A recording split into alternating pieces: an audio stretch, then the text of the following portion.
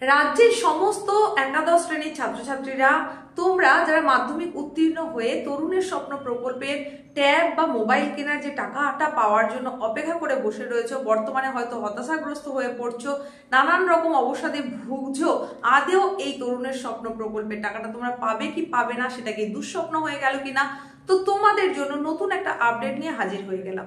দেখো, তোমরা অনেকেই বিভিন্নভাবে নানান ভিডিওতে এসে কমেন্টের মাধ্যমে জানতে চাইছো যে আদৌ এই প্রসেসটা শুরু হয়েছে কিনা, টাকা কেউ পেয়েছে কিনা। বেশ কিছু জন কিন্তু কমেন্টে জানাচ্ছে যে তারা টাকা পেয়েছে, আবার অনেকেই জানাচ্ছে যে না, এটা একদম ফেক নিউজ, এখানে কিন্তু কোনো রকম টাকা এখনো পর্যন্ত ছাড়া হয়নি। তো আপডেট তথ্য হিসেবে তোমাদেরকে যেটা বলতে চাই সেটা হচ্ছে যে প্রথমত একটা প্রসেস যেটা নতুন করে চালু হয়েছে, সেখানে স্কুল এন্ডের যে কাজকর্ম করে দেওয়ার কথা সেই কাজ অধিকাংশ স্কুলের ক্ষেত্রেই কমপ্লিট হয়ে গেছে, কিন্তু তার মানে এই নয় যে 100% স্কুলের ক্ষেত্রে সেটা কমপ্লিট হয়ে গেছে।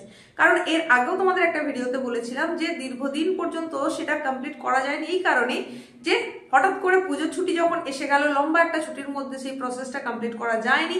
পুজোর ছুটির পরবর্তী সময় যেটুকু টাইম পাওয়া গেছে তাতে অধিকাংশ স্কুল সেটা করে দেওয়ার চেষ্টা করেছে।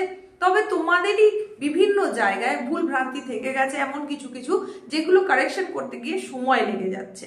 তোমাদের মধ্যেই বেশ কিছু ছাত্রছাত্রী সেলফ ডিক্লারেশন কমপ্লিট করতে পেরেছে, যেমন তেমনি আবার অনেকেরই কিন্তু এনপিসিআই এখনো কমপ্লিট হয়নি, মানে এনপিসিআই পেন্ডিং অবস্থায় রয়েছে।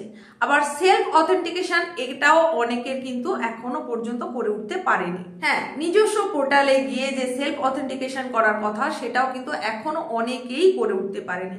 সেখানে যে ভুল ভ্রান্তিগুলো দেখা যাচ্ছে, সেখানে বেশ কিছু জায়গায় মিসম্যাচ হচ্ছে। তোমাদের বলেইছিলাম এর আগের ভিডিওতে যে বিভিন্ন যে জায়গায় তোমার নামগুলো রয়েছে সেখানে যদি ম্যাচ না করে থাকে তাহলে সমস্যা হতে পারে। ব্যাংক অ্যাকাউন্ট অনেকের হয়তো চালু নেই, সেই জায়গায় সমস্যা হয়েছে। আধার কার্ড আর তোমার স্কুল আইডি, সেখানে যে নামটা রয়েছে তার মধ্যে মিসম্যাচ হলে সমস্যা হতে পারে। সেই সমস্ত ক্ষেত্রগুলোতে কিন্তু এখনো কিছু কাজ পেন্ডিং অবস্থায় পড়ে রয়েছে। আর তোমাদেরই মধ্যে যাদের সমস্ত কিছু ঠিকঠাক ছিল, তাদের সমস্ত প্রসেস কমপ্লিট হয়ে গেছে, তারা ইউডিআইএন যে সার্টিফিকেট সেটাও কিন্তু জেনারেট করতে সক্ষম হয়েছে এবং তার সঙ্গে সঙ্গে সেটা কিন্তু স্কুলে জমাও করতে পেরেছে, সাবমিট করে দিয়েছে। তো তোমাদের যাদের এই সার্টিফিকেট জেনারেট হয়ে গেছে তাদেরকে বলবো অবশ্যই এটা তোমরা ডাউনলোড করে রাখবে। আর এই যে প্রসেসটা সেটা কিন্তু অলরেডি চালু হয়েছে। বেশ কিছু জন তোমরা জানিয়েছো যে তোমরা টাকা পেয়েছো। গত 16ই নভেম্বর থেকে বেশ কিছু জায়গায় কিছু কিছু জন কিন্তু এই টাকা পাওয়া শুরু হয়ে গেছে, কিছু কিছু ক্ষেত্রে টাকাটা পাওয়া শুরু হয়ে গেছে। তবে সবাই যে পাচ্ছে এরকম নয়।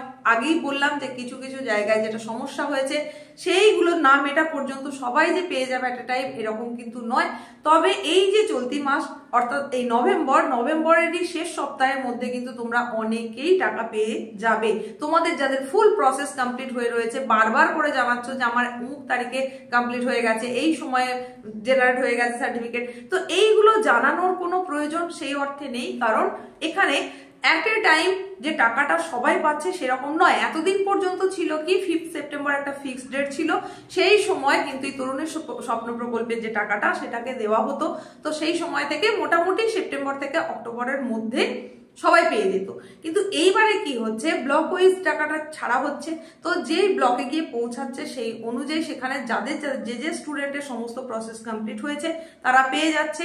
তো কোথায় আদেও সেটা পাওয়া যাচ্ছে এটা কিন্তু নির্দিষ্টভাবে বলা সম্ভব নয়। তোমার যদি সমস্ত প্রসেস কমপ্লিট হয়ে গিয়ে থাকে তাহলে তুমি নিশ্চিন্তে থাকো যে এই টাকাটা তুমি পাচ্ছই এবং খুব শিগগির পাচ্ছ। হয়তো এই নভেম্বরের মধ্যেই পেয়ে যাবে বা খুব বেশি দেরি হলেও ডিসেম্বরের সেকেন্ড উইকের মধ্যে পাবেই। হ্যাঁ, একেবারেই তাই।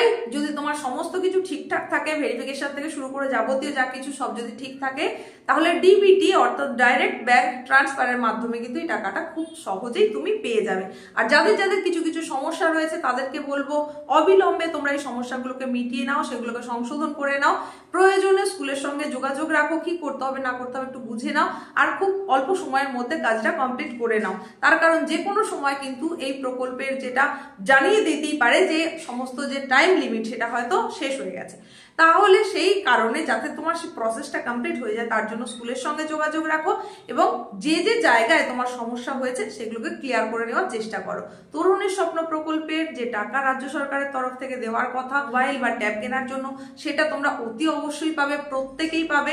আর যখন যখন তোমরা এই টাকাটা পেয়ে যাবে অতি অবশ্যই কিন্তু একটা যে মোবাইল যখন কিনবে তার রসিদটা নিয়ে রাখবে, সেটা কিন্তু তোমাকে স্কুলে সাবমিট করতে হবে। এটা খুব ভালো করে মাথায় রাখতে হবে, তাই রসিদটাকে যত্ন সহকারে রাখতে হবে। আর তোমরা যদি কেউ মানে এখন এই উপস্থাপনাটা দেখছো, যদি তাদের মধ্যে কেউ একজনও টাকা পেয়ে গিয়ে থাকো, তাহলে তুমি অবশ্যই কমেন্টের মাধ্যমে তোমার বন্ধুদেরকে জানিয়ে দাও যে তুমি ঠিক কোন দিন কোন সময় টাকাটা পেয়েছো। আশা করছি তোমাদের অনেকের ডাউট ক্লিয়ার হয়ে গেছে। এরপরেও তোমাদের কিছু জানার থাকলে অবশ্যই কমেন্টের মাধ্যমে জানতে চাইতে পারো।